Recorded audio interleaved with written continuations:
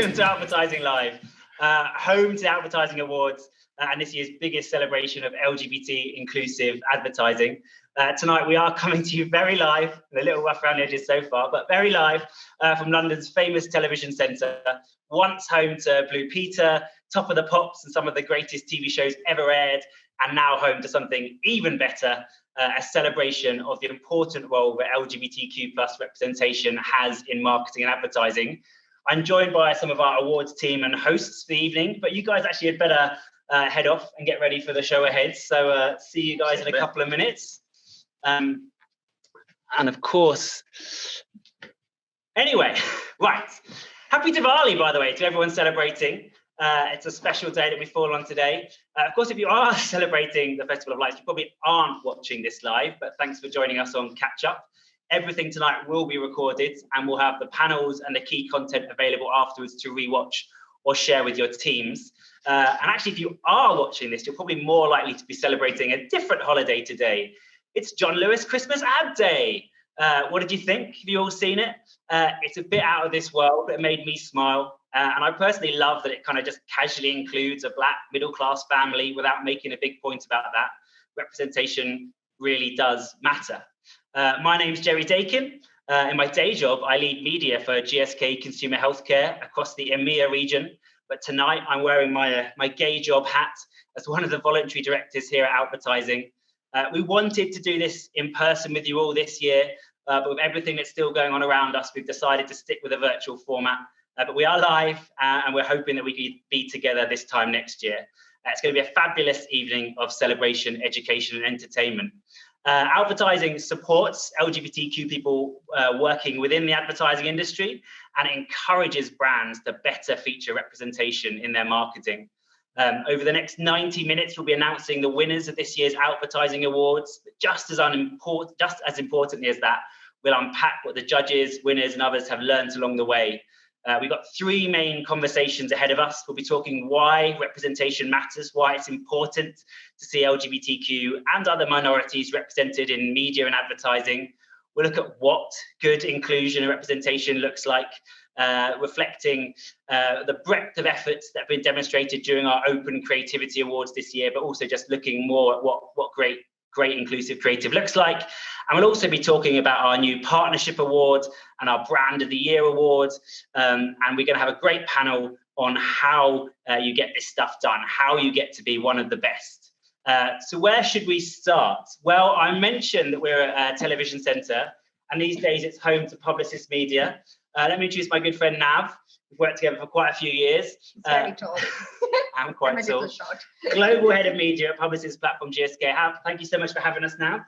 Very welcome. It's all our pleasure to have you guys here. We've made ourselves at home, taken over all the meeting rooms in the building. Nothing tonight actually would be possible without our supporters. A huge thank you to Jenna, Stephanie, Ashika, and all the brilliant team at Facebook. Who have been doing fantastic stuff behind the scenes. You've no idea how many different people have been on calls, have been helping us with the production are on this call in the background tonight. It takes a real village to pull off an event like this, so thank you guys for your support. This year we're also joined by new supporters from Diageo and from GSK Consumer Healthcare. Over at Diageo, we've had Hannah, we've had Isabel, we've had their fantastic Rainbow Network team really getting behind us and supporting us. And at GSK, I'm proud to say our Centrum brand into the Accelerator Award in particular, with my colleagues Lou, Tom, Crystal, all really helping bring this together. And Publicis, they've given us a home for the evening. We didn't want to do it in our bedrooms this year. We wanted to do it somewhere a bit more exciting. So thank you so much for having us. And one of our key themes for this evening, Nav, is on the importance of representation and why it matters, why it's important in our marketing. And what does that mean for you personally? I think three things, right? We've been told to say three things always, right? Always three. Always three.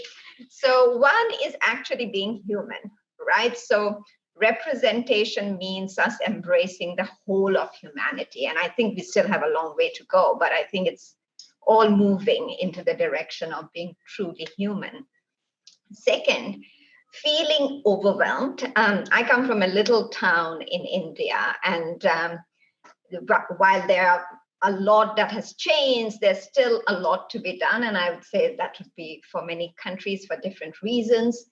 And I think that feeling of being overwhelmed, there's still so much to be done, stays. But then thinking pride, we've done a lot, right? We've come a long way. Coming from Singapore, I only came last year. This feels amazing, the effort that is pulled by all of the people together, the emphasis, the time invested. So feeling proud. Thank you. Brilliant. Well, thanks for that. We're going to have a whole discussion on why that matters and why it's so important. So we'll jump into that in a second. But before we get into that, let's start with our Campaign of the Year award, which marks our community and our judges' favourite overall campaign with any form of LGBTQ plus inclusion. And we've also got our Pride Activation Award, which marks a campaign with a deliberate focus on supporting the community around Pride and the Pride flag. And this time we're going to hear from Carrie Timms and Kate Stanners, two of our judges who will announce the winners.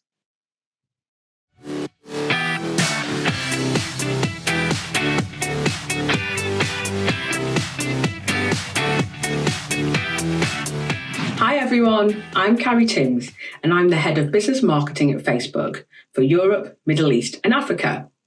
It was such an honour to serve as a judge for this year's Outvertising Awards, and I'm delighted to be here today to present the Campaign of the Year award. Now, all of us in the judging room were blown away by the entries in this category. It was so hard to choose, but we had to narrow it down to 3 commended campaigns and 1 winner. So get ready, here are our top selections for 2021. The first commended campaign is Let's Talk the Joy of Later Life Sex from the relationship support charity Relate and Ogilvy. This campaign features a gay couple, Mark and Andrew, who love reading in bed together and sometimes doing a little bit more than that. We love this campaign because it shows a mature gay couple at a time when older people aren't celebrated in advertising like they deserve. So congratulations to Relate and Ogilvy. The second campaign is Meat Cycle, created for period products company Frida by McCann. This campaign for gender-neutral period products features the stories of 3 trans men. It stands out because it advances awareness of the fact that men may have menstrual needs too.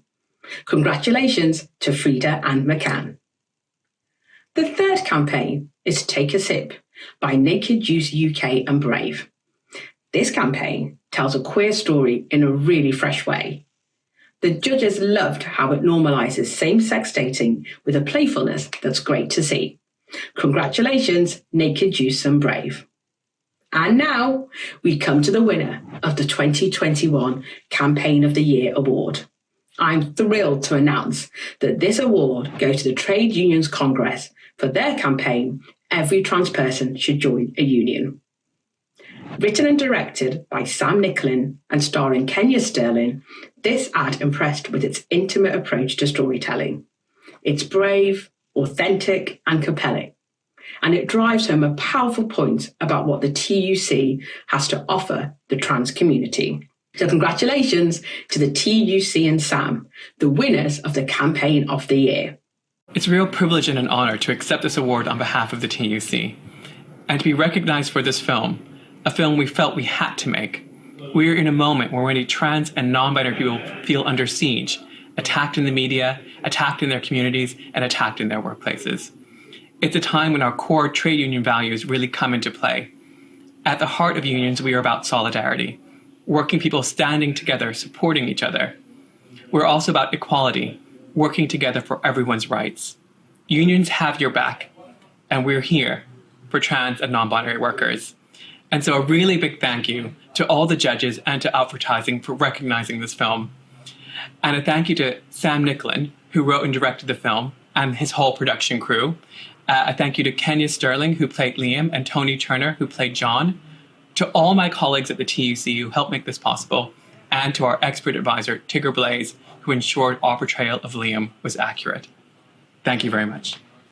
It's been such a privilege to be part of the Outvertising Awards this year, and I hope all winners feel very proud today.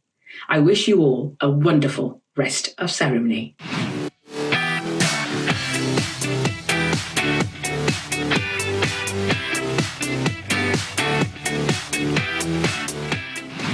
This year's Pride Award goes to Lego with their work, Everyone is Awesome.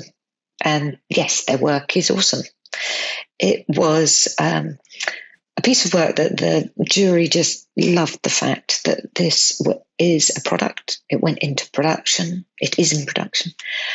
It's going to be able to be seen in households, in workplaces, played with on shelves, and start conversations for generations to come. So a hugely impactful, important piece of work. So congratulations to Lego.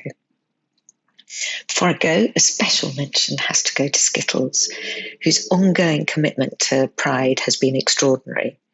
From the moment they took their rainbow off their packs and made them black and white and gifted their rainbow to Pride, to following through that narrative in work that we see this year. So do check that out. It is incredible.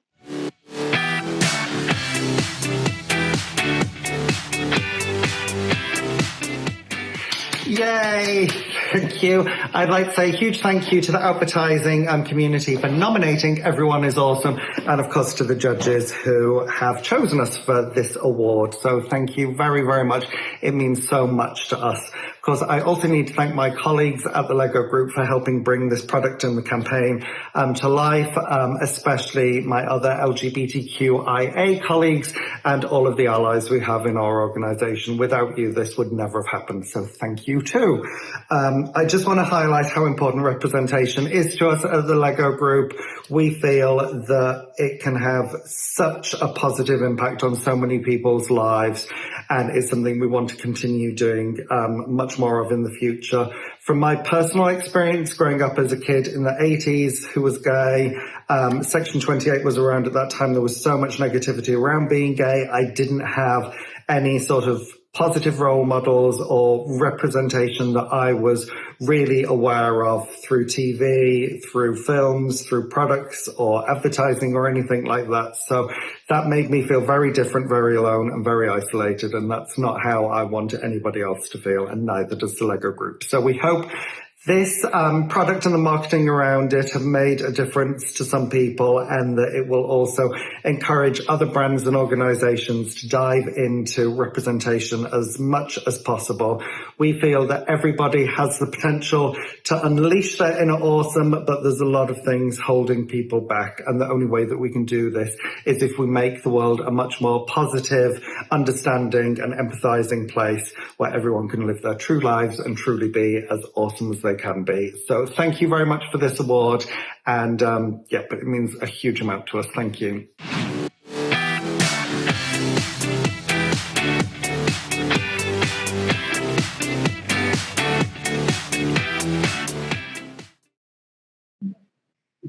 And a massive congratulations to Lego and Matt.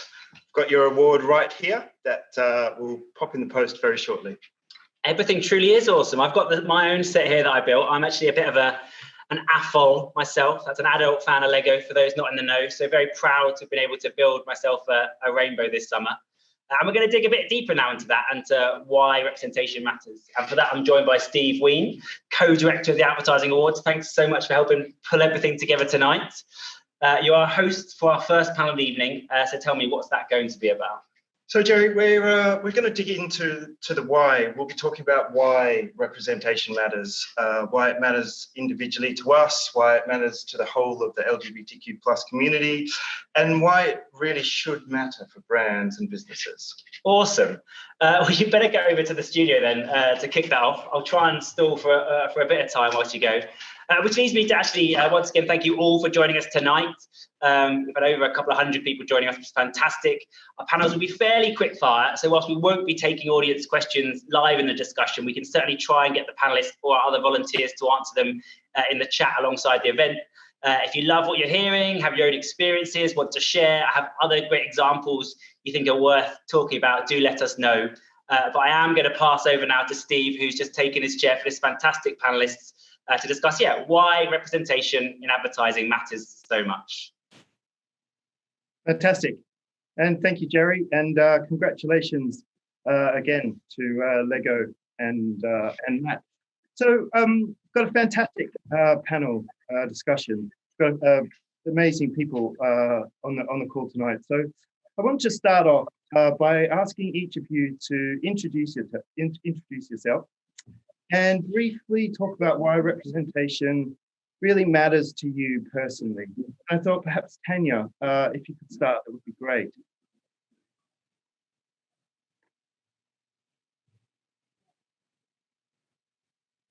Anya, you're on mute. It's like rookie mistake. Yeah, how many Zooms you've done over the year? The first thing you do is mute yourself. But hi everyone, my name is Tanya Compass. My pronouns are she, they. I run an organization called Exist Loudly, which supports Black LGBTQ plus young people. And outside of that, I also do consultancy work and work alongside brands and PRs and help their work become a lot more reflective of the LGBTQ plus community and specifically with young people. So through my work with the charity sector for the past 7-8 years, I've become a specialist within youth engagement, and it kind of comes to show with the amazing things that I do with my young people from various different communities, but specifically Black LGBTQ plus. And for me, representation matters because I see directly the impact it has when you don't see yourself reflected in the media and you realize how much power brands, the media, etc., have in reflecting people and not necessarily seeing people reflected directly in, oh, this is me there, but it's the potential of who you can be. And I think that the media and campaigns specifically has the potential to spark conversations that are growing as a place for growth for so many people. And for myself, if I saw somebody that looked like myself when I was younger, reflected in the media, it wouldn't have taken me until my mid-20s to become confident who I am now, because I would have known it's okay, as opposed to trying to become society's view of a woman by a base of what we saw, on TV. So yeah, that's why it's really important for me. And I'm super excited to be on the talk as well. I'm excited to talk with all the other panelists as well. Amazing, thank you. Zara, can I pass over to you too? Yeah, sure. Hello. Hi, everyone. I'm Zara. I work in insight, consumer insight at Meta now. And really sort of a lot of what I do is around how we can remove bias from understanding audiences. I also am the co-chair of the D&I Council there too. And I think, what similar really in terms of why representation matters, you are what you see. And I think it's shocking that only 7% of the UK population feel represented in the advertising they see. And that has to get better, because that means you've got invisible audiences. And also, even worse, you have people who are not being represented in the right way. Media can perpetuate stereotypes. So I'm really passionate about this, because I think we all have a responsibility to make that better, and surely we can do better than 7%. So yeah, that's why it matters to me. That's what we're here to do. And Ephraim, if you could introduce yourself, your role, and talk about why representation really matters to you personally as well. Yeah, sure. Yeah, thank you for having me. And I'm Ephraim. I'm the D&I director within the Marketing Excellence Group at Reckitt. And so for me, I believe advertising and marketing can influence culture. And I would like to do my part to make sure that influence is positive. And so that's why representation and positive portrayals mean a lot to me personally. And so I'm glad to be here with all of these great minds to discuss such an important topic. Yeah, it's great. It's great to have you. Great to have you join us. Thank you. And Stephanie, could I throw to you? Yeah, hello. Hi, everyone. I'm Steph Matthews. I'm the Senior Business Director at Creative Equals. We are a global inclusion consultancy that work with brands and looking at how we can embed diversity, equity, and inclusion into their brand and business DNA ultimately. I think representation matters for me personally because of my identity. So I identify as a queer, mixed race woman, but I haven't always felt very comfortable with that identity, neither my sexuality or my ethnicity. And I have to say, kind of growing up, I really did look at the media. I looked at that. I looked at popular culture. What were kind of brands telling me about what was kind of right or what they deemed were right?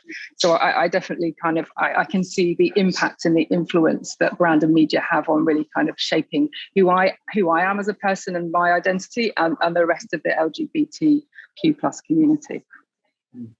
Yeah, fantastic. And Matt.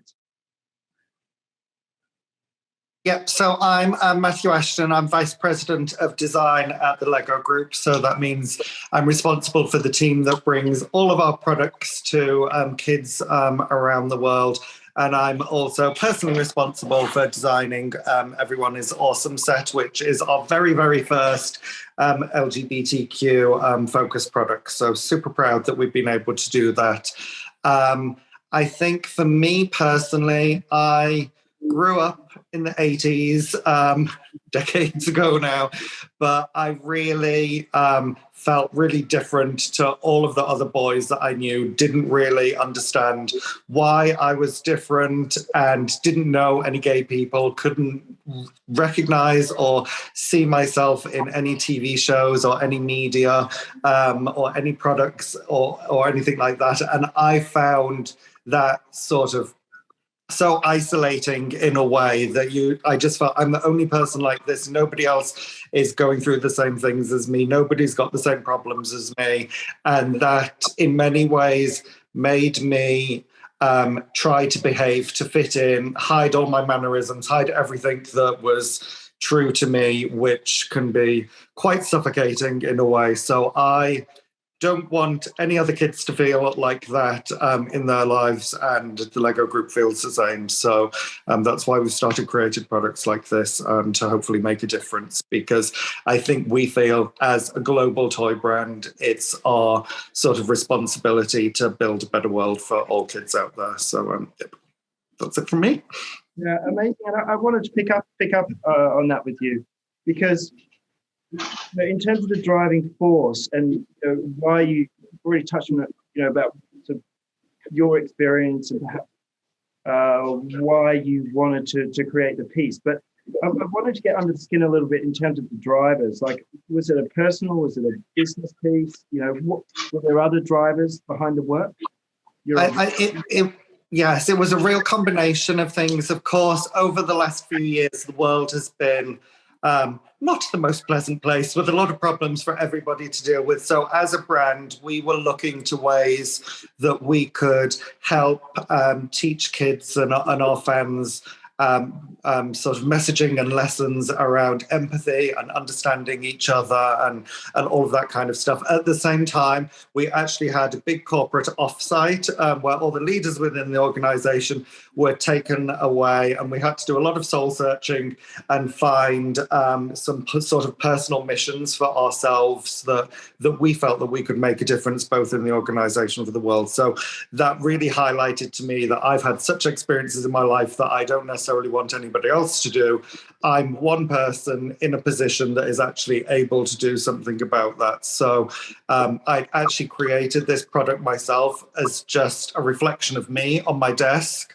And while all of these conversations were going on, I just went to management and I was like, look, I think we've got the perfect product that can send such a powerful message, and I'd really like us to find a way to launch it. And luckily everybody was fully on board, and we just made it happen. So, and I think that's really opened the door to a lot of sort of impactful products and campaigns and things that we can do moving forward.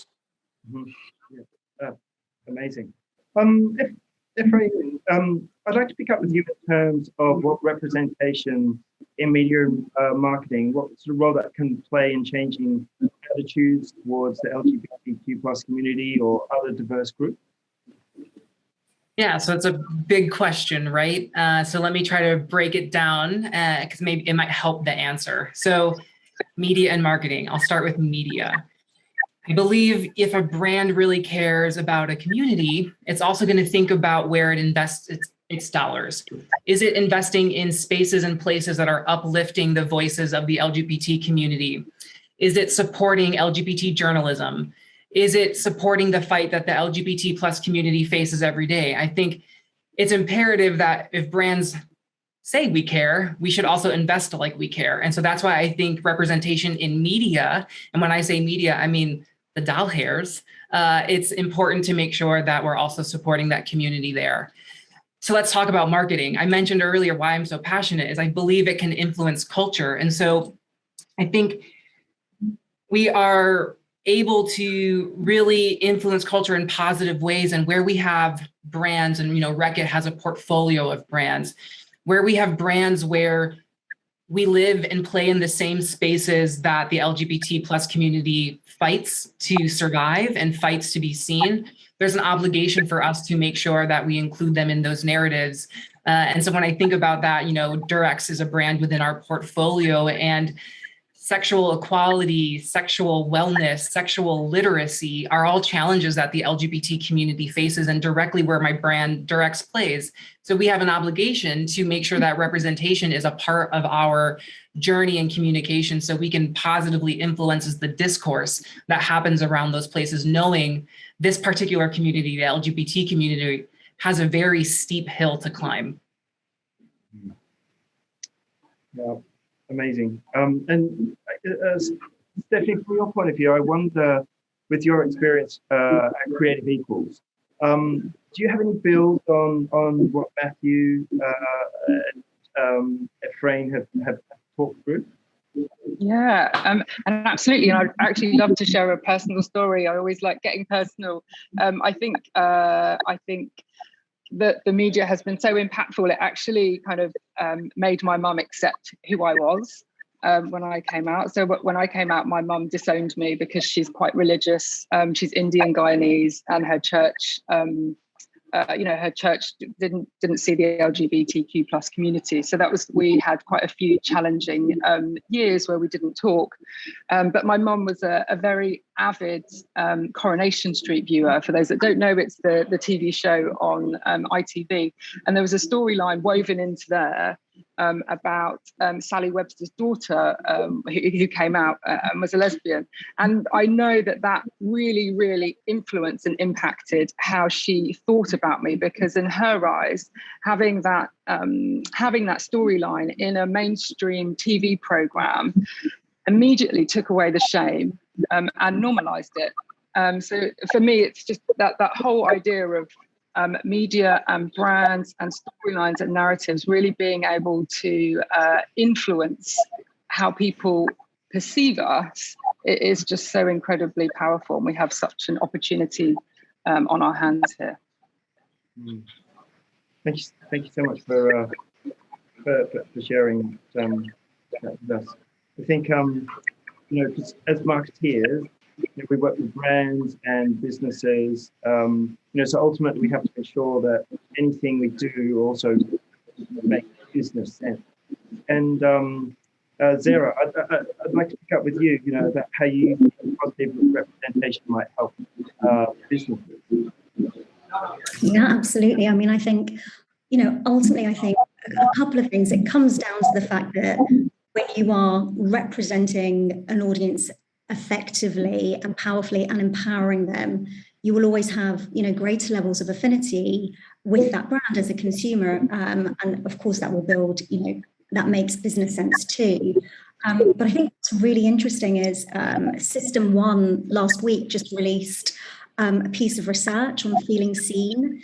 And it highlighted that it was a piece of research on Black representation in advertising. And it showed that not only does that Black representation on advertising build affinity with that audience, but actually representing minority audiences unifies everyone. And I think that's really important. I think, being much more representative within your advertising is incredibly powerful for the audience you're speaking to and representing, but it unifies all of us. It makes business sense, and it drove a greater emotional response across all audiences. It drove great business results as well, to your question. And I think, there are a couple of other studies that have highlighted that, like the Deloitte work as well.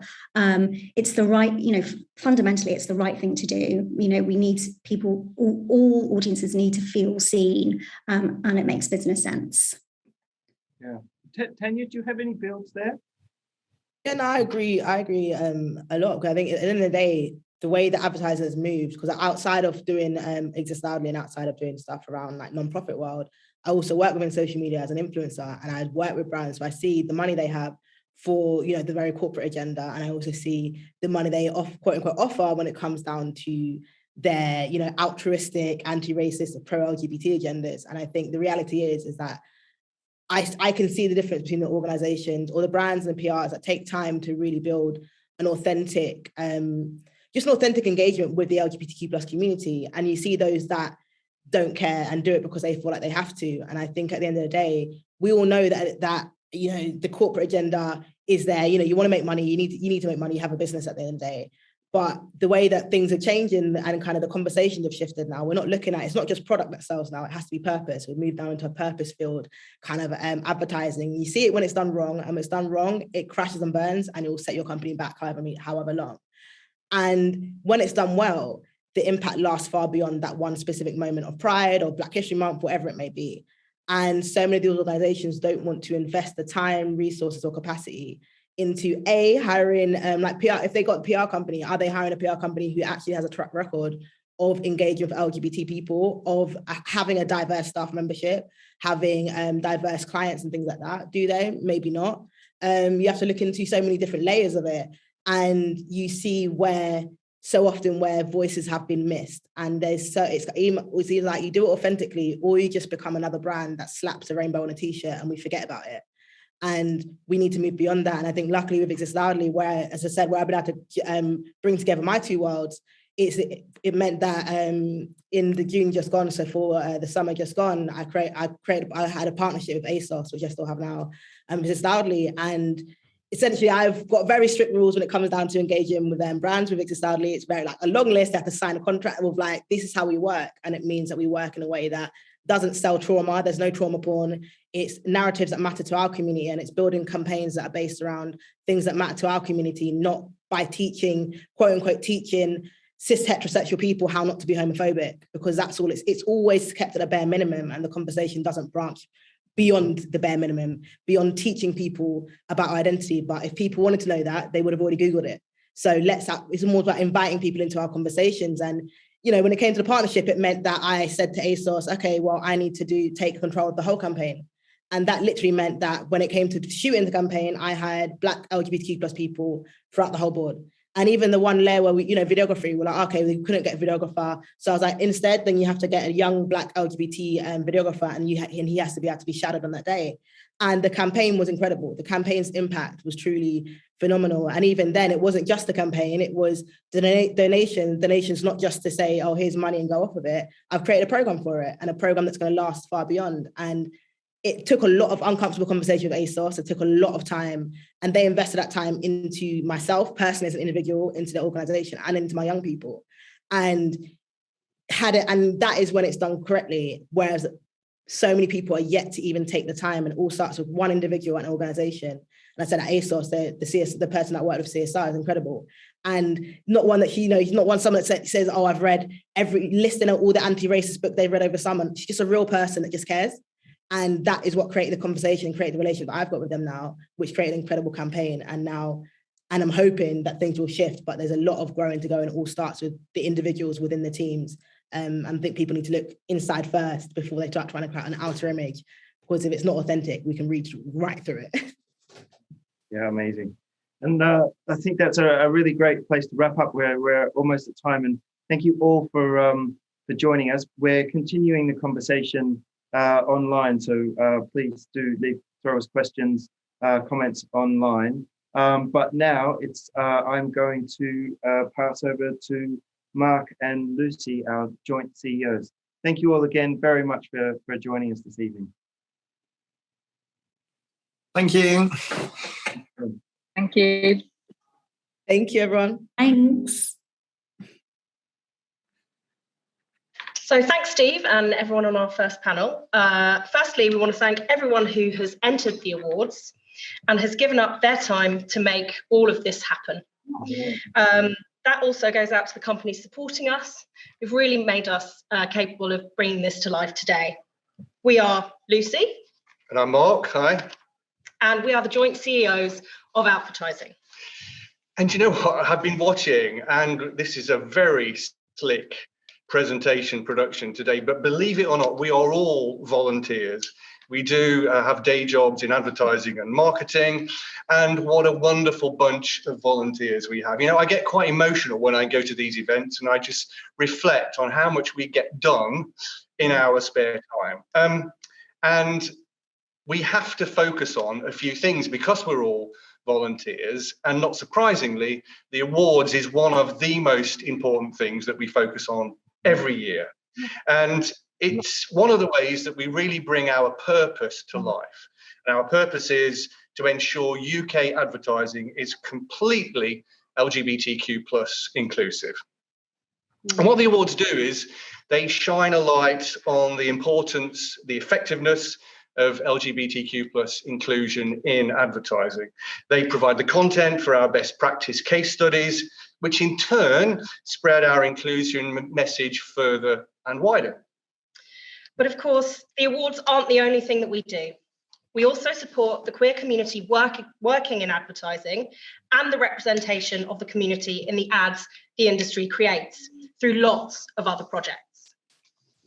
Beyond the awards, we provide a range of resources that you can find on our website, which are designed to support brands and their creative and media partners on their inclusion journey.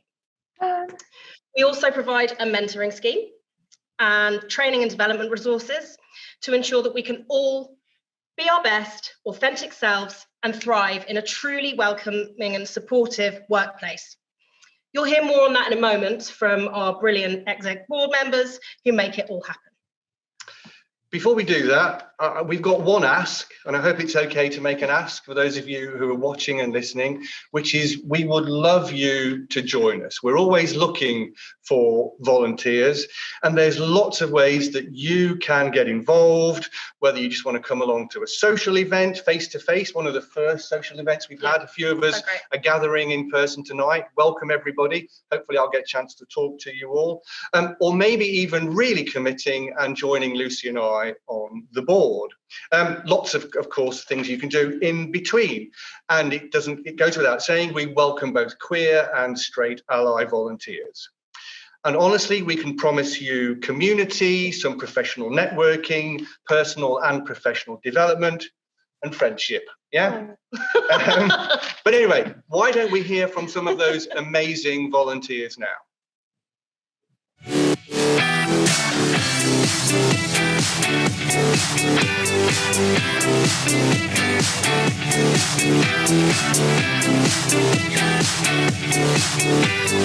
I'm co-director of learning and development, and within that strand, one of my major focuses is on running the mentor program. And over the last couple of years, we have trained and matched hundreds of mentors and mentees, and it will never get boring just how much of a positive impact it has on both sides of the pairing. We look after the community. We want to make sure that everyone has the best experience of being part of advertising, that we listen and understand what it is that you really want from us, and make sure that we can be as helpful and as supportive and inclusive as we can be. So our job as a comms team is to help get the word out about the work that advertising does. So we manage the social media, we have an email newsletter, and we work with journalists as well, so that as many people as possible are aware of everything that we're doing as an organisation.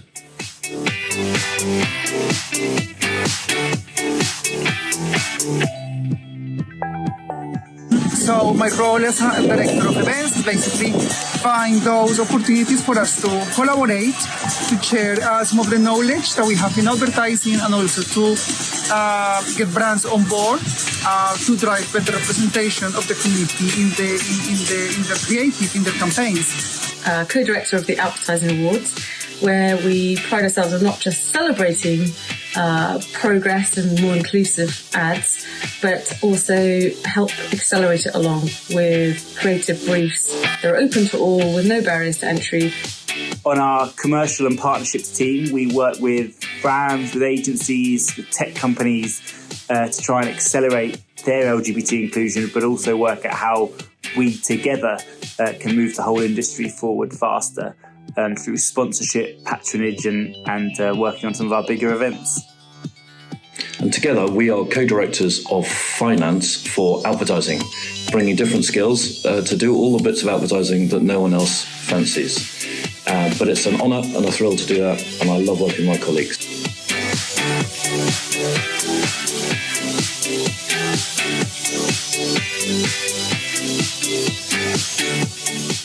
We know that historically, advertising and marketing has been a homogenous population in its workforce. We know that there's a lack of diversity across all demographics. And so for us in the LGBTQ+ community, there's nothing we can do that's better than to support each other. That makes sure that we have better and fairer representation in the work that's produced. And it makes us more conscious of how we work together and how we find our place in this industry, how we improve it for others trying to work in it too. I love how at home I feel and how we have such a diverse, talented mix of people within our community.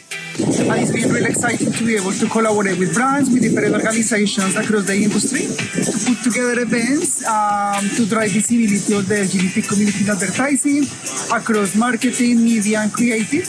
What I really enjoy about Advertising in Love is the sharing of insights and learnings across a really diverse bunch of people across the industry in different roles, different perspectives, all the sorts of intersections, and the kind of safe space that we create, and the different work streams that you can get involved with, and the progress that you can see happening, just even in the conversations that we have ourselves.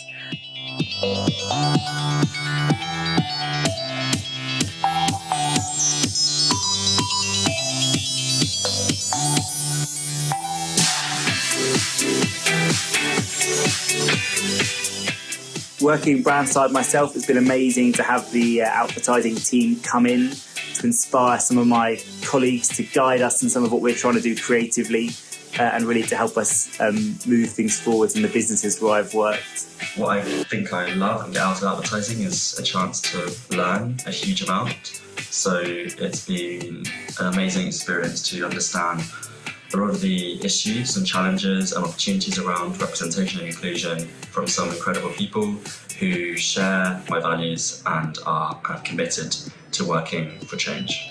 And on a personal level, I've just enjoyed the friendships. I've enjoyed having a group of people that I know have got my back and I've got theirs. I've enjoyed the interaction, the sharing, the fun, but also the resources and the learning.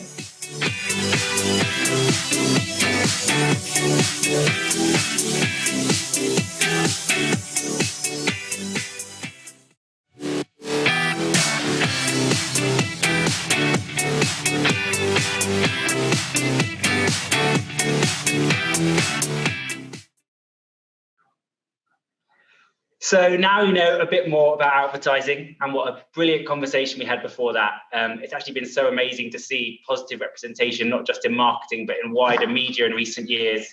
I know the Channel 4 series, It's a Sin. We've had same-sex couples taken to the dance floor on Strictly. Have been huge moments for me, and my mum watches that one, so that's quite good. Well, Strictly anyway. Now I'm thrilled to be joined by Lucy Rennie, the other co-leader, co-director of our awards, who'll be leading our next panel. So Lucy, tell us, what are we about to talk about? I mean, we're essentially just going to talk about what good representation looks like and why it matters.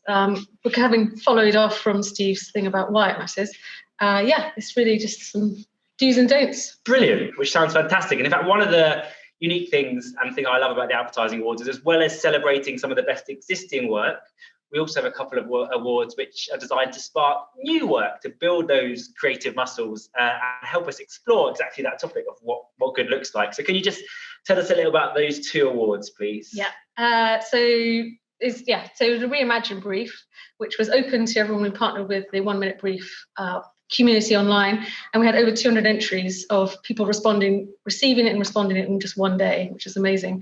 And we had such a breadth, which we'll talk about in the panel. And also the Centrum team with GSK, we partnered to do the Accelerator Award, which was actually answering a brief to make an inclusive ad that they're hopefully going to run in the new year. So very exciting. Definitely going to run in the year. So fantastic. So to hear the winner of those two awards, I'm going to welcome back Kate Stannis from Saatchi & Saatchi and Emeka Maduka, who's the Centrum Senior Brand Manager at the Accelerator Award, sponsors GSK. And they're here to announce those two creative awards for us.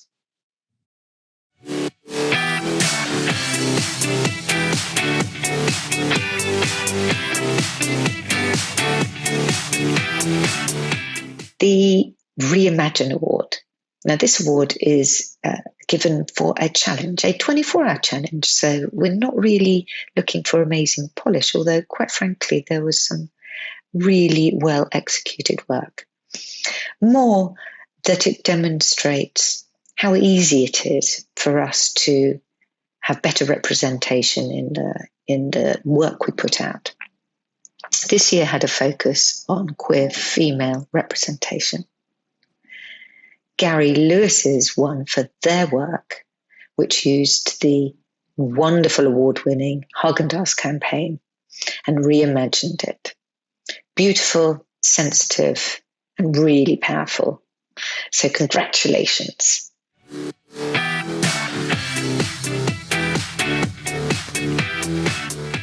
Good evening, everyone at the Outvertising Awards who's listening or at home. I just want to say a big thank you for nominating my brief as the Reimagine Award. I was up against hundreds of industry standard quality entries thanks to the 1 minute briefs community. So I'm kind of shocked and humbled at the same time. So I really appreciate that. It was an interesting one because it was maybe my third or fourth entry, and I was looking in a book on 20th century advertising, came across a Haagen-Dazs campaign. And while they were trying to be edgy at the time, that kind of 20th century lens is a little dated now. So I thought it'd be good to go back and look at a campaign from literally kind of a different time. And the line was there, the copy was fantastic, the idea was there, kind of playfulness amongst couples with the ice cream. But I just had the idea of swapping it out for a picture of queer women. And I found a fantastic picture that was just incredible. I saw the picture. It made me feel something quite deeply, and the line as well. So it was a no-brainer once I'd kind of got it in there. Has it given me anything to think about? It's given me cause to think about how we in the creative industry produce things. There's kind of a lot to unpick and unpack on a personal level as well as a production level, kind of using stock images, although I believe there's a LBQT plus stock photography site called Liberty Pics, LIBERTIPIX, which should make creative directors and any creatives' lives a lot easier if they're going to start thinking, when they do start thinking with that lens. It's a difficult one to kind of overcome, but I think with work like Outvertising and the many, many voices that are speaking up in the industry, hopefully the tide is turning. But again, thank you, and I'm honoured to receive this award. Enjoy the rest of your evening. Thank you.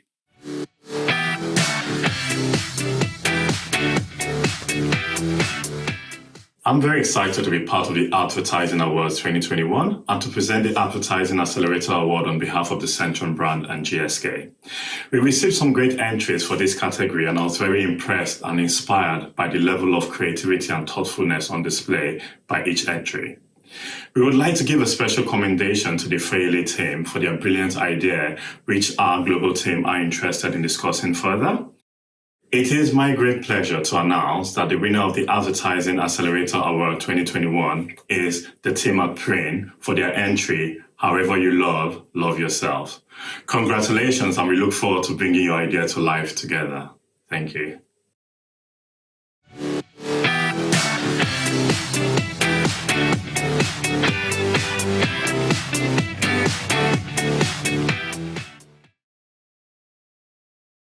And congratulations to our winners from Preen. We're actually joined live by Jez and Kimberly from their team to accept the award. Thanks, Jerry. From myself and Kim, and on behalf of Preen, thank you so much to GSK for the award, and to Centrum. It's the first time Preen has entered a competition of this kind. We feel super proud to just be shortlisted, never mind to win it. And acknowledged alongside stellar work in the category.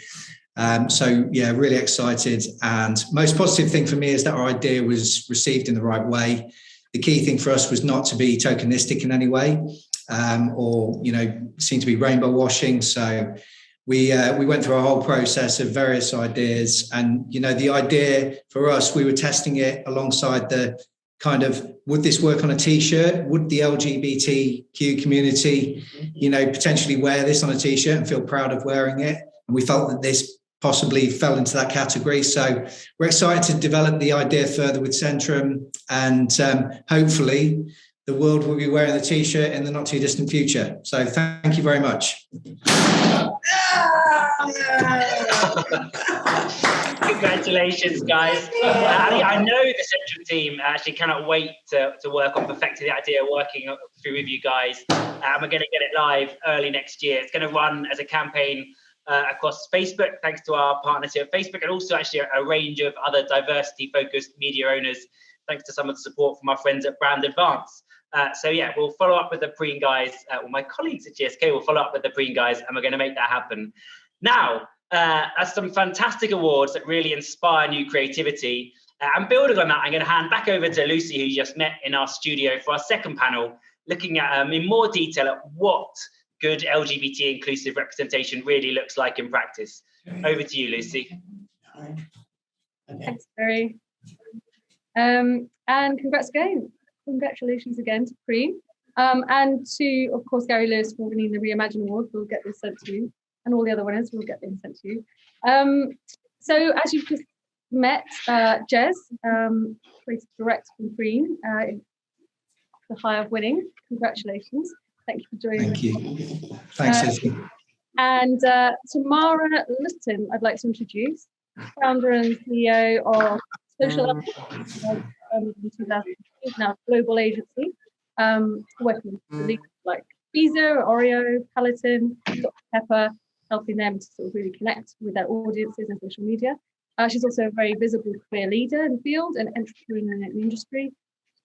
Also a co-founder of the Series Q for LGBTQ+ network of startups, which is amazing.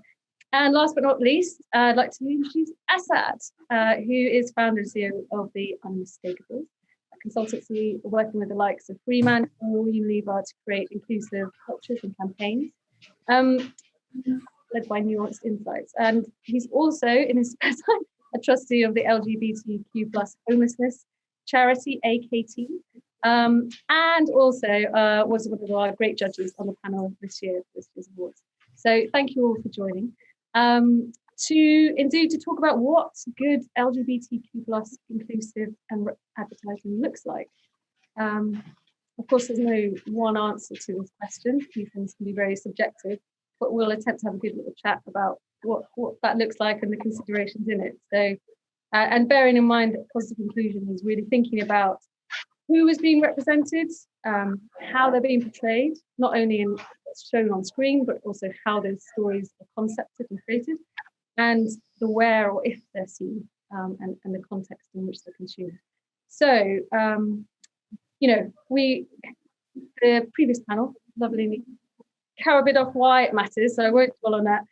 When it's really hard to ignore that when 1 in 5 people don't feel seen, regardless of whether LGBTQ members or not, it's something that everyone needs to pay attention to. And I think it's worth reflecting on the real breadth of entries that we had from the public nominations for the done work, but also the proactive ones that everyone did for the Creative Awards we mentioned for Reimagine and the Accelerator Award, as you did, Jess. And Asad, it was really great having you as a judge this year. And, we saw there was over 200 entries and there was a lot to go through. And we had a really great debate about the shortlist, which took a lot of whistling down. But we were struck by the volume of examples that really showed how relatively easy it was to add more inclusive. And if we have a look at the Reimagine Award slide, I can just see recap from the winner. Essentially, it was reimagining the Häagen-Dazs. Here we go. Reimagining the Häagen-Dazs ads of a few years old, and all they did was switch out the protagonist. So we thought this really epitomised, but arguably also enhanced the original. Yeah, we did, Lucy, and I think the question of how you get this right is a really difficult one, because there's no two people will necessarily agree on it, but there are perhaps some principles and things that people can have in place to do it. And I think what we really liked about the Haagen-Dazs one, and it was interesting around the room with the judges, because I think everyone took different things from it. But what people really liked was how bold it was, and actually it was an ad that people knew. We talked a lot about, can you tell that these two women are indeed together? Are they a couple? Or could it be any kind of other relationship? And when you have to go into those questions and think about it, the kind of unanimous thinking around the table was, yes, we could see that. We could see how bold it was, how striking it was. And it was the creativity through which that was done that really shone through. So I think it was a really deserved winner. But again, just the discussion as judges and actually the critiquing of work isn't something that always gets to happen, but it's great that advertising really encourages that. I remember back in the day to now, just really encouraging looking at the work, thinking about it retrospectively, saying, well, what's good about that? Why is it good? And what can we learn from that in the future? Yeah, and to that point, I think it's worth maybe pulling up the two highly commended entries, which depict, I might just describe the Tiffany ad, which depicts and uses the genderqueer sign as a ring, where they normally just have their diamond rings boldly into their palette, and the Barbie, building off their platform there, which is already established and really showing and diversifying representation of women, but just moving that step forward to infer queerness in the picture. And actually, I remember you bringing up that, wondering whether they're really couple or friends, and does that matter? and that was quite fascinating, because I think with the 1 minute briefs, there's a reliance on stock photography, there's a reliance on what's already out there, and that's where some of the processes haven't quite caught up with the ambitions that people have. So when you look at, and we know this, that when media or when images are tagged necessarily, they're not always tagged in the likeness of what they could be. So we looked at the Barbie image and thought, well, could that be two sisters or two friends? How do you necessarily know? So that was interesting there. And we were kind of thinking, are we still in an age of wink, wink, nudge, nudge, or can we be more overt about how we see couples? And I think with the Tiffany genderqueer ring, it was a really clever creative, and it was one of those things where not everyone knows what the plus is after LGBT plus and all the different monikers, flags, symbols that with that. So we quite like the bravery of that. But I think why the Haagen-Dazs one went through was because it was such an iconic image. And I think in the question of, well, how do you get this right? And what is it about? It's thinking, well, is it really obvious? And sometimes I think when you're constrained by what you can get in stock photography, you're going to be beholden to what's already out there versus the new wave. And we see this in loads of different areas, whether it's race, whether it's disability, that the processes in the stock hasn't kept up with the ambitions. Yeah. And as Kate in the BT acknowledged, it's impressive what they managed to achieve in 24 hours without any of these resources, really. And there's a lot of people that are building on that. We might touch on that in the next panel.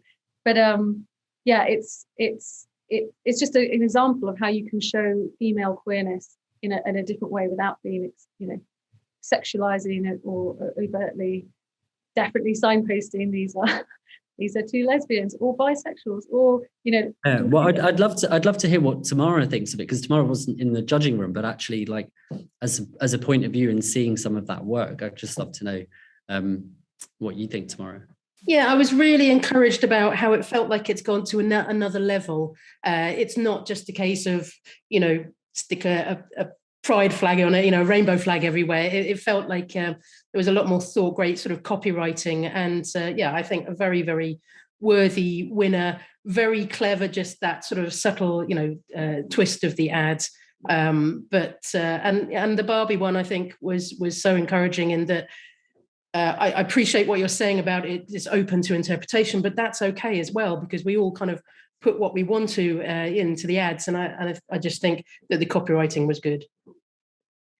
Yeah. And actually talking about that, about the ambiguity and stuff, Tamara, I know you recently wrote a brilliant piece about the latest, well, not the latest, that's Christmas, but the John Lewis ad of the young boy or person dancing around in their insurance ad. It'd be great to get your thoughts from that. Yeah, it led to quite a bit of debate. And I think for me, the John Lewis insurance ad was just such a great example of advertising showing people that we don't often see. So as you say, a young boy, or it could have been a gender non-conforming child, living their absolute best life, wearing a dress, smearing makeup everywhere, throwing glitter. And it was pulled as an ad for potentially being misleading, but it had already got a lot of flack and complaints about content, which I was kind of really depressed about. But I applaud John Lewis for that ad, because I think it would have spoken to people in different ways, and maybe some people felt more seen in that instance. And I love a hero ad like that. I think we want the backstory. We need to see intersectionality. And I love ads where the main protagonist is someone that we don't often see, like maybe the Starbucks ad with the trans man who was using his new name on the coffee cup, or it's still my favorite, it's an old one, but a good one, the older lesbian couple who eventually find love after sort of 30 years, thanks to Renault. And I love a bit of emotion. And our community, it's really great when they are the stars for a change. But I also appreciate it when we're just part of the story. So, for example, the cream egg ad, when there was two guys eating a cream egg that was kind of pretty much looking like they were kissing. And also, you might remember the Wrigley ad once lockdown was finishing again, and at that time, and there were loads of sort of people in that ad, but there were same-sex couples just as part of the story. So for me, it's kind of that good representation sometimes it just means turning up and being seen. We don't have to be the stars all the time. I was just going to add to what you said, Tamara, because the Renault advert really made me remember some of the backlash that came off the back of it. I remember in an interview, someone asking me, well, does this mean that only lesbians drive Renaults? And actually, like, what was the response like? And when we were chatting before, you were saying that often it's like holding on to the backlash. Like, that's what good representation looks like, because you're standing by it beyond the ads that not everyone thinks about. Yeah, I mean, I always sort of think it's that some smarter person than me talked about equality not being a pie. You know, just because we have a piece of the pie doesn't mean we take the whole pie, or I can't remember the phrase, but you know what I'm saying is just because that a lesbian couple was represented in that Renault ad doesn't mean that it's totally excluding everybody else. It's just that we don't really, the fact that I've remembered one ad from several years ago must say that we don't see many lesbians being the stars. I mean, and the Renault ad actually won last year, one of our awards, because we loved it. And they as a brand, that was their hero piece. It wasn't just a round pride ad or anything. They really invested it, broadcasted it across the country, across different formats and across idents, really invested into the hero piece, and they really deserved that. And I think we've also talked about, brands need to really back up if they're going to do these things, to be prepared to back it up and have a strategy about that. I know, Tamara, you work with them with many on social media, and about how, you've got to have that be on the front foot and be prepared to defend your work. So it's interesting when you say, you love John Lewis creating that ad, but it's also sad that it's got pulled. And it did get a lot of backlash. I mean, with my agency, The Social Element, we spend a lot of time looking at the backlash on social media and the community comments, and there was a backlash around that one. And when we work with clients like HSBC and Oreos, for example, when they do amazing campaigns that are part of Pride or around trans rights, for example, they do get a backlash. But I think the key thing is about preparation, and we often do crisis management and sort of scenario planning, and actually come up with a plan of people are going to be against this, so you have to sort of be ready to sort of make sure that the comments, you can't just sort of land an ad and then just hope for the best, because the comments in Instagram end up looking like a digital version of Squid Game, quite frankly. So I think it's just really important to protect your consumers online as part of the entire campaign all year. I think, as you were saying, just on the John Lewis commercial as well, Tamara, I think that the fact that they were trying, I know it has polarized opinion, that commercial, for obvious reasons. I mean, for me, what I took away from it was, it was a joyful ad of this little boy dancing and expressing himself. And, the fact that John Lewis were trying and pushing boundaries, and, in some respects, maybe they didn't get it quite right. But the idea that brands continue to try and represent in the right way is a good thing, and it comes from a good place. And I'd hate to think that, brands are playing it safe with the fear of not doing the right thing, because I think that's almost worse in a way. So, it's open to interpretation, isn't it, the John Lewis thing? It's polarized, but everyone's talking about it. So, I just, as you were talking, one thing that it made me think was, I think some brands could be at risk of cashing in on the culture war and on this divisiveness, and actually to extend your paid campaign into some kind of earned and create the storylines around it can be quite insensitive. And so I think a route through is to involve the right communities as part of the process, whether that's bringing in a network of people that could do that. That's something that we do at the Unmistakable, or whether it's working with those internal groups that have the on the ground experience, and that those internal groups have to live within an internal culture that works and allows people to bring that to work.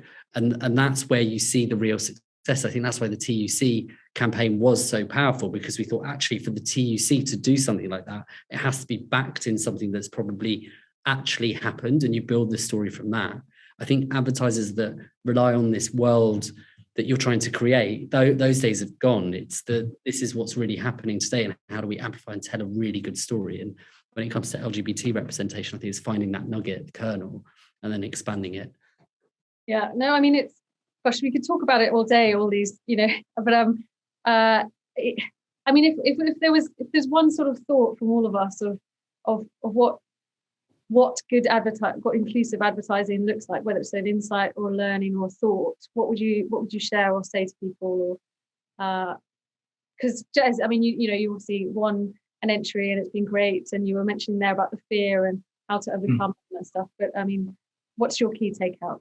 Yeah, I mean, for us, we have to keep trying. Have to keep testing. We have to keep learning, and what good representation looks like, and we'll get better at it. And eventually, I feel like it will be the norm, and it will become second nature in our comms.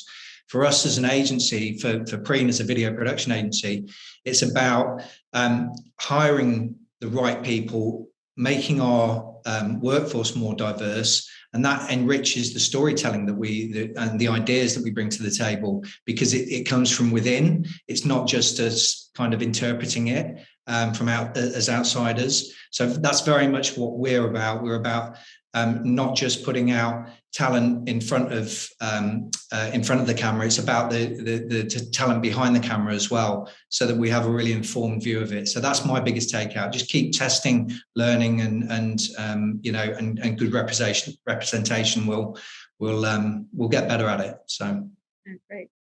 And Tamara, have you got a quick tip or thought? I would just sort of say to brands, please keep trying. Be brave. Experiment, stick to your brand values even when you are under attack, and be radically inclusive. Yeah, and Asad, have you got a? Yeah, I think it's look through the process. So I think lots of people think that it's just going to happen at casting, or it's just going to happen at one point in the ad development process. It starts way higher up, and actually a lot of the time it starts at product development outside of when you get the ad brief. So that's where advertising could be pushing, rather than following trends, perhaps trying to make trends again. Yeah, no, that's great. And yeah, what it good looks like is behind the scenes. But it's always written authenticity. And Tamara, your point about anchoring, make sure it's authentic. You back it up with your brand, and that's what we really champion. But just check yourself and keep educating and trying. So thank you so much. I think we're tight on time, and I'm about to hand back to Jerry. And thank you so much for joining. And thank you, Lucy. Thank you, Lucy, and thanks to all our great panelists. A really fantastic discussion.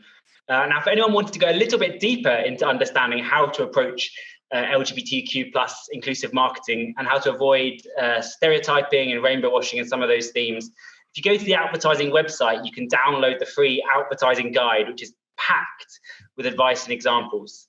Now, you may have noticed I'm joined by Alex Barber, who with Katrina and JP is one of our co-directors of Learning and Development. How's it going, Alex? Very well, thanks. Yeah.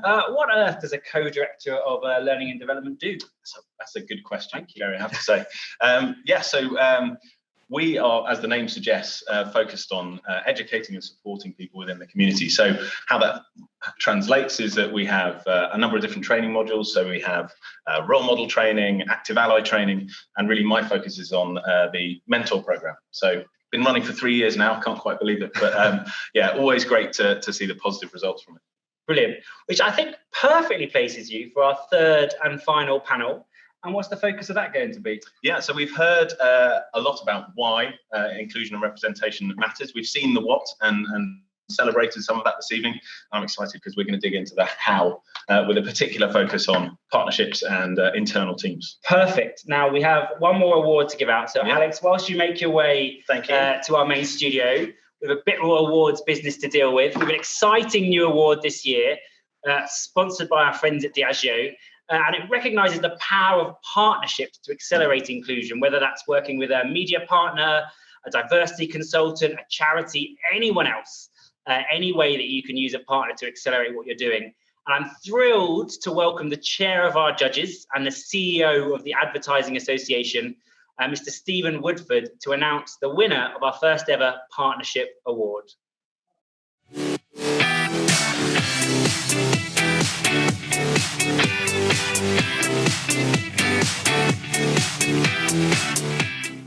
The Partnership Award is designed to award and celebrate work that brings together brands and media partners, whether they are LGBTQ plus media owners or broader media owners.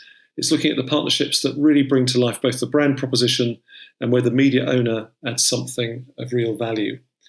And there were two commendations in this category. The first was for Durex and a partnership arranged by the Ben Group with the rapper Lil Nas X, and I'm very familiar with his work. And they built Durex both into the video, into the lyrics, and into a social post, and showed a really credible spokesperson for young communities, reaching millions of people through the social posts. So we love that campaign. The second commendation was for the Cooperative Bank, working with Hearts and Science, and Bauer Media. And with Bauer, they took Hits Radio, and they created a Hits Pride. And it was originally supposed to be on air for just 6 months, but actually been so successful in terms of audience, it's still on air a year later. So those two were commended. But the winner for us, and this was a clear winner amongst all the judges, was Skittles. We chose Skittles because they've now got many years history around Pride. And if you remember, it's decolouring the pack, so they're just black and white. So the rainbow is everywhere rather than on the pack during Pride. But this time round, they had a creative campaign that in effect reimagined and recoloured black and white images from the past and really brought to life historic moments in the culture. So there was a fantastic picture from Stonewall, or pictures from San Francisco. There's an exhibition that went with this. It was a really interesting, thoughtful, and very deep engagement between the brand and the media owner. And of course, the media owner in question was Gay Times. So the overall winner, Skittles, along with Gay Times.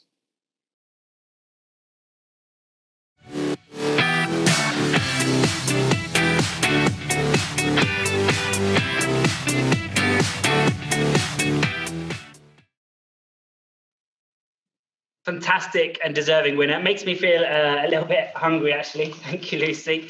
I've got the Skittles here. And we're thrilled to be joined actually by Victoria from Skittles, from Mars, and Josh from Gay Times to accept the award. Thank you very much. Thank you so much. We're just having, there we go. We're not expecting that was such a lot loud louder than we expected.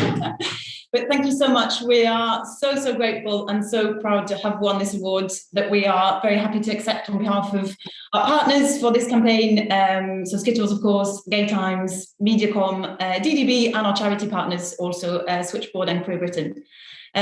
We've loved working on this campaign, and we feel really incredibly proud to do our bit in terms of here we go. Here it is. Doing our bit in terms of driving acceptance through visibility. So thank you so much. Yeah, and I think brilliant from Gay Times as well. It's the second year we've been working with Skittles, and I think it's been amazing this year from a partnership perspective to really build out the collaboration with Switchboard, but also bringing Queer Britain this year as well as an additional partner. Awesome. Thank you so much, guys. And we're going to come back to you in a second for our panel. So I personally do work in media, and it's so fantastic to see the power of media partnerships talk tonight. I think often when we talk about diversity and inclusion, we think of our teams, we think of our creative, we may even think about our products. There's a huge role for media to play, whether that's ensuring you aren't, accidentally funding hate speech, or conversely, that you are positively supporting voices. And I know that's supporting diverse voices. I know that's something we're going to talk about in a minute. Actually, over on the Outvertising website as well, we have a specific mini guide to LGBTQ+ inclusion in media. And actually, we've also fed into the World Federation of Advertisers, the WFA Guide to Unconscious Bias, right through the creative process, which talks about how at every single step of that journey, you could be looking for ways to find better inclusion. Now, more than enough of me. I think I'm thrilled to get a pass back over to the studio to Alex for our third and final, I'm afraid, panel, touching on the power of partnerships and asking how you can deliver great inclusive work. Over to you, Alex. Thanks ever so much, Jerry. And yes, welcome along to our final panel of the evening. So how to deliver representation and inclusion through our partnerships and teams. And we've got a fantastic lineup of panelists. So we're going to be hearing from them in a second. So let's get started and get them introduced to you all. First of all, Isabel Massey, Global Media Director at Diageo. Hi, Isabel. One of the leaders also at Global Alliance for Responsible Media. So really clear on the need for conscious media investment, and also one of our judges for this year's awards. So thanks ever so much, Isabel, and welcome along. Next up, we have Polly Shute, co-founder of Out and About LGBTQ, and also sat on the board of Pride in London for 4 years.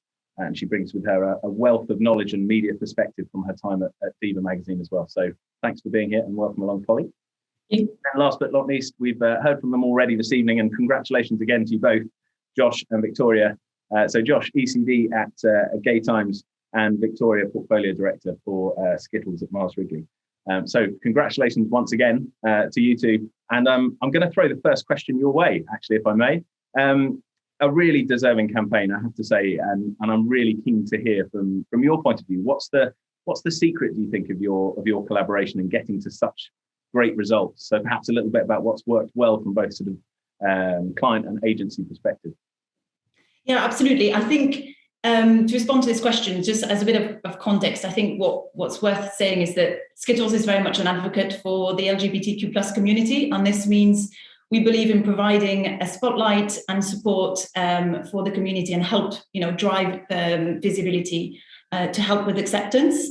And this means that clearly we have believed for the last 6 years that we want to give our rainbow for the one rainbow that matters during Pride. And we believe also that it means more than just removing the colours from our packs. And I think in this context, our partnership with Gay Times has really gone from strength to strength. In the last couple of years, we've been working together. And I think the secret of our really strong collaboration sort of is twofold, I guess. I think the first one is the really true nature of the collaboration and the importance of this partnership itself. It is about building something together, something that has true meaning for the audience that we're trying to reach, and something where our brand can add value and provide a platform for support. So I think that's sort of the first one. And the second one is very much sort of the listening and the trust. And the partnership we've established with Gay Times and with Josh specifically, but also with our agency partners, so Mediacom and DDB, and our charity partners, Switchboard and Queer Britain, to get to the outcome that we have today, which we really wanted as authentic and meaningful as possible. Yeah, and I think from my perspective, our partnership with Skittles is quite unique in that very often we're briefed towards the end of the funnel. So it's a media partnership to amplify an existing campaign. Whereas specifically with Skittles, we were invited in to consult on the briefing process before it even reached the creatable media agencies. I think with Victoria and the Skittles team, we asked difficult questions and we really probed the brand on why they are in the LGBTQ space. And I think that's definitely part of the success because the right people were in the room at the start of the ideation and at the start of the partnership. That's great to hear from you both. And it's really clear, it comes through in the work as well, just how deep and authentic that partnership really is. And it's great to hear you talking about the sort of importance of listening and collaboration in that respect. It's something that's I certainly believe in too. So great to hear from you both, and congratulations again. Isabel, I'm going to throw to you. Now, media isn't always something we necessarily think about when we're talking about diversity and inclusion, but I know Diageo have been a real champion for this, both individually, but also part of the WFA, as Jerry was saying. How do you think brands should be thinking about inclusivity in their media? Well, first of all, big shout out to the Diageo Rainbow Network. I know everyone's listening in, and thank you so much for all your support and everything that you do to help make our marketing more inclusive and diverse. I think media and partnerships within media are vitally important to making sure that we are representing not just the world today, but the world that we want to create tomorrow. And partnerships fundamentally are all about people. So working with people who are talented, who are expert in their field, so that you can authentically connect with people, and do that in as effective a way as possible. And for me, when I look at our work, I see that these partnerships in media happen brilliantly when they are local, when they are really rooted in local culture, and not just reflect society as we see it in that culture, but think about how we want to shape that society going forward. Because as advertisers, as you've heard from many panelists already, we have the power to do just that. So an example that springs to mind for me of the work that we're doing, and something I'm so proud of, is some work going over to a country you might not be expecting me to go over to, which is Kenya. So in Kenya, we formed a partnership with a journalist called Bika Zulu, and we created a talk show. So a talk show is called The Singleton Stories, and it's a way of bringing human stories from across Kenya to people, so stories that people might not have heard. And as one of those stories, we partnered with someone called Chris McKenna, and Chris McKenna, they started a LGBTQ plus advocacy and rights group in Kenya. And they came to tell their story. So you might think this is not an unusual story so far, sounds very simple, brought them onto the talk show. So wait for me to tell you, in Kenya, homosexuality, it's still a taboo, and the laws, the constitution, the penal code are all quite complex and confusing to navigate through. So for us to do this activity, we had to bring on a gender and human rights expert to be able to navigate through that and bring this talk show to life. Now, alongside that, just when we were about to launch, the TV show we were launching it with, unfortunately, they pulled out. So we had to go to a plan B, find another partner to work with, someone who was supportive of this, and managed to achieve the same level of reach that we would have done by using that other TV show, plus YouTube, plus social. So for us, that is the kind of activity really rooted in media, but driving a cause that I'm so, so proud of. So when I talk about media and what we can do with partnerships, I would use that example as the kind of thing that I'd love to see more of. That is amazing as well, really powerful, and demonstrates what a massive commitment as well in the face of those challenges, and quite rightly so. Brilliant. Polly, you've had your own experiences at Diva, and now, I guess from a different perspective, that out and about LGBTQ. What have you learned about what makes a great partnership, and how can organisations like yours help brands, I suppose, more authentically connect? Well, I think for me, I've focused particularly since my prior experience, more on a subsection of the LGBT market, which is women. That sounds nuts, isn't it, to say subsection, because it's probably half. But I did this for a couple of reasons. One, I didn't come out until I was 41 years old, because I didn't see enough visibility of or positive visibility of lesbians or LGBTQ women. And secondly, I just got kind of frustrated at Pride and with Pride events that they seem to be pretty much targeted, developed by queer men for queer men. So my focus has been, how do brands work with organizations like mine and organizations like Diva and other media partnerships to try and reflect different parts of the LGBT community? Because I think often people think of us as just one amorphous community, and we're not. So a lot of what I've tried to do with brands, I think, is more about understanding and engagement first, and then commercial value second. So it's helping them understand what are the motivations and the needs of LGBTQ women, particularly for media brands, and how that helps them understand where they might advertise, because there aren't a lot of targeted LGBTQ media. There is Diva magazine, but there isn't a lot else, and women don't consume LGBT media in the same way as men. So it's been more around understanding their interests. So when I was at Diva, for example, we worked with Kantar and did some market research that said women wanted to be connected through shared interests. So, for example, one of the areas that we've worked on with brands is understanding what those shared interests are, what are the kind of interests and experiences that women, LGBTQ women, like, and therefore what media partners are going to best represent those. So it's not just as simplistic as finding a LGBTQ media title. It's about looking at interests. And then if you're focusing, for example, on outdoors, and a lot of women, queer women, over-index in outdoors and sport, it's how you can get into those titles and understand within those there's going to be a community of LGBTQ women or bi-curious women that want to, that you can target through there. So I think for me, part of it is all about understanding that market and its motivations, and realizing that actually it's not just about being queer. It's about the interests that you have as a person, that are, obviously you've got your queerness, but actually a lot of what we do at Out and About is we target people through their interests. So we put on supper clubs, we do wellness events, and it's pretty much targeting women who are interested in those areas, but also want to go to events where they can connect with others, either for friendship or for relationship. So I think sometimes it can be quite a simple answer to put advertising in an LGBTQ title, but you may not get the right people. Like you say, moving beyond that sort of, I guess, a one-dimensional approach, and actually really understanding who it is you're talking to. Yeah. Ultimately, relatable role models, rather than this sort of one-dimensional approach, perhaps. Yeah, absolutely. Thanks so much. I'm slightly conscious of time, so I'm going to move straight on to Josh. And I know that the Skittles campaign also partnered with Switchboard LGBT, and I've seen the work you've done with GSK Voltral brand and the charity Pride Sport.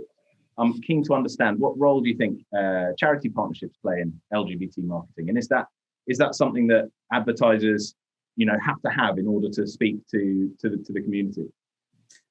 I think charities and brands and LGBTQ campaigns are often an interesting space, because often I see quite a lot of bad work that is almost badged with a charity partnership. And I think if anybody wants to pursue a charity partnership, they should do it with really pure intentions, and they should think about, why is this charity being selected? How can the campaign support the charity? How can the wider business support the charity?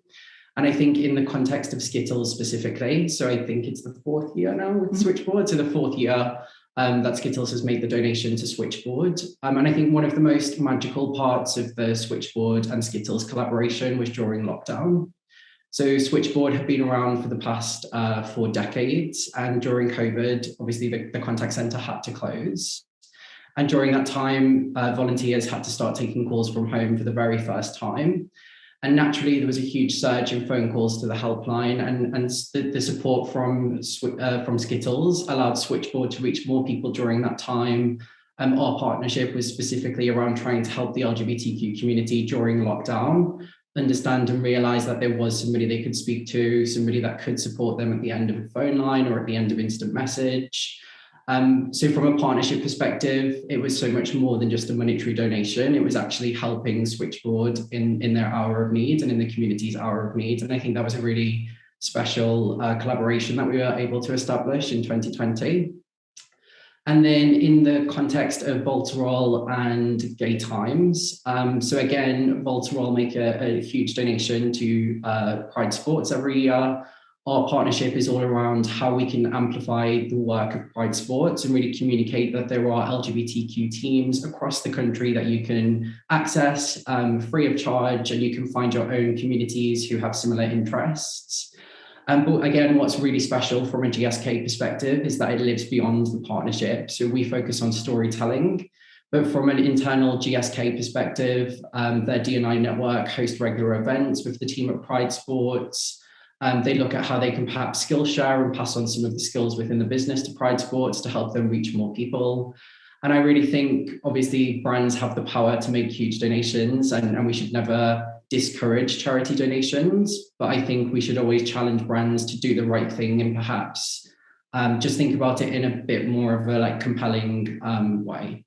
Yeah, thank you. And once again, there's a bit of a theme coming through. It's that depth of consideration, I think, that's really important. You know, that it's not just badged in a sense, that actually there's deeper meaning to it, and that it's offering a real service.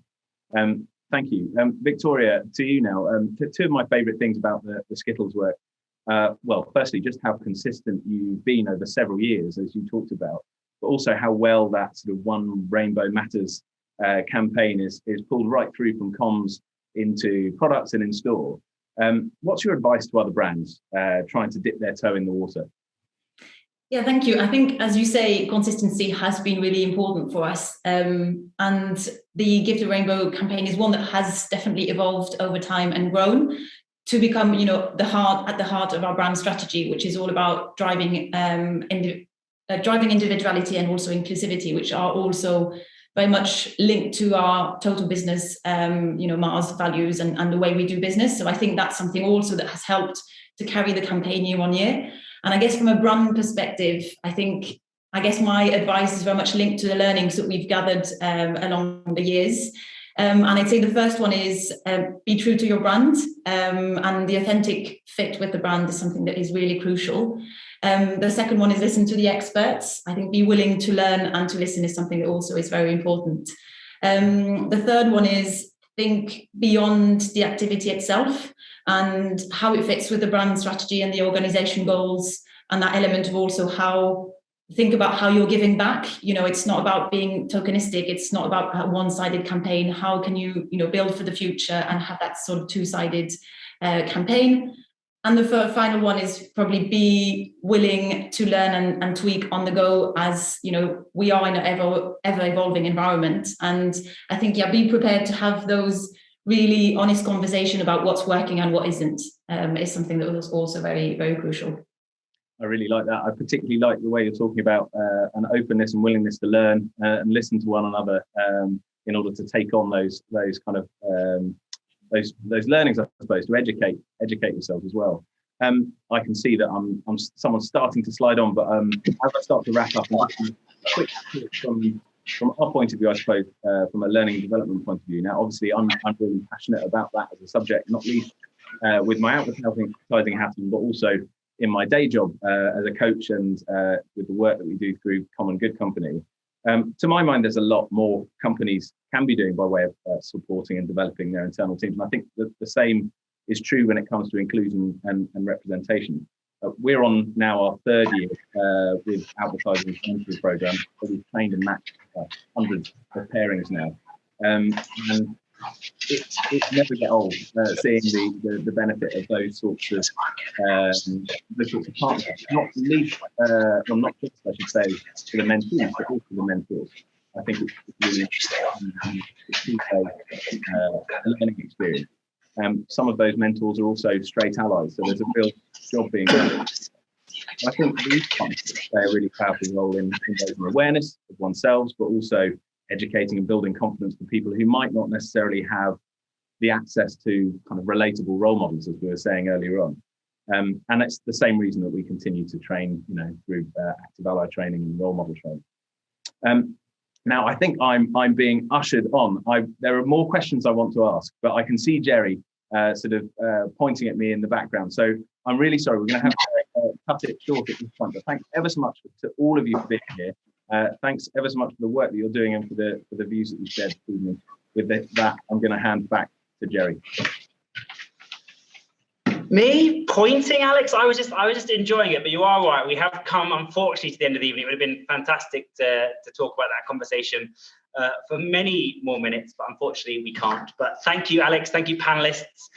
Can you believe we've made it to the end of the night? But we have still got one more award to announce, and it's a biggie. It's the Brand of the Year. But before I get to that, I just wanted to say thank you again to everyone who has made tonight happen, to our supporters at Facebook, at GSK Consumer Healthcare, at Diageo, at Publicis for hosting us, at everyone who's been a part of the awards this evening. Thanks to everyone who nominated into the awards. Congratulations to all our winners, to all our judges, our panelists. Thank you so much for taking the time to contribute. And for everyone behind the scenes, we've got a huge team of production people. There's loads of people on this Zoom call who you can't see. Event help, lots of people out here helping it all come together, and lots of the advertising community volunteering. But to wrap things up, we're on to it, the biggie, the Outvertising Brand of the Year Award. It recognises a brand that has consistently worked to improve LGBTQ+ inclusion throughout its marketing. And one final time, I'm going to throw back to Stephen Woodford, the chair of our judges, to make that announcement.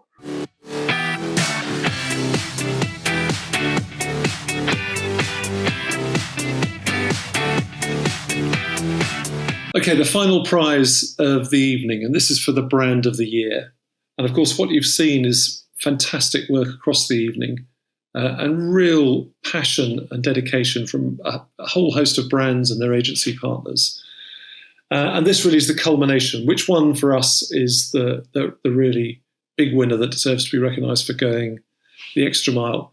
And this was a really tough debate, actually, because the quality of the entries, I hope you'll have agreed when you've seen them this evening, is so good that this was a hard-fought category. So special commendations before revealing the Brand of the Year. The first commendation goes for Lego, and that's for the consistent breadth and nature of the LGBTQ+, very, very inclusive comms that they've been involved with over the years, and their advocacy both internally and externally. So we wanted to recognise Lego for a fantastic body of work, not just this year, but in previous years. Another commendation goes to the TUC, for, again, a completely unexpected brand telling a really relevant story, and we felt was not only just a fantastic ad in its own right and really identifying an important issue at the place of work, but putting the brand in that setting. And I think doing a really good job, in a sense, for both positioning the union movement and what it can do in a modern context. And also a commendation goes for Skittles, because, again, consistent work over a number of years that is always insightful, always highly creative.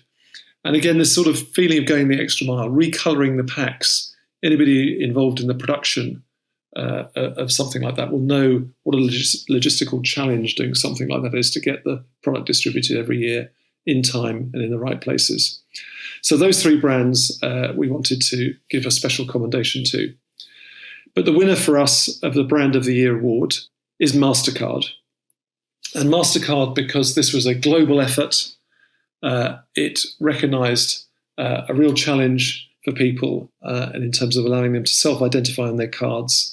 Again, anybody who works in financial services, even if you don't work in financial services, you would know quite how difficult that would be, the whole legalities around that, about, in a sense, the card having a different name to the name of your account. But in a sense, a small thing that can make a huge, huge difference. So in a way, that enormous effort is paid off by both the benefit of the product to the people who want to use it, but in a sense, what it says more widely about MasterCard as a community and the efforts it will go to make its customers feel welcome and special. So congratulations to MasterCard, congratulations to the other special commendations, congratulations to all the winners. What an amazing night it has been, and thank you very much for listening.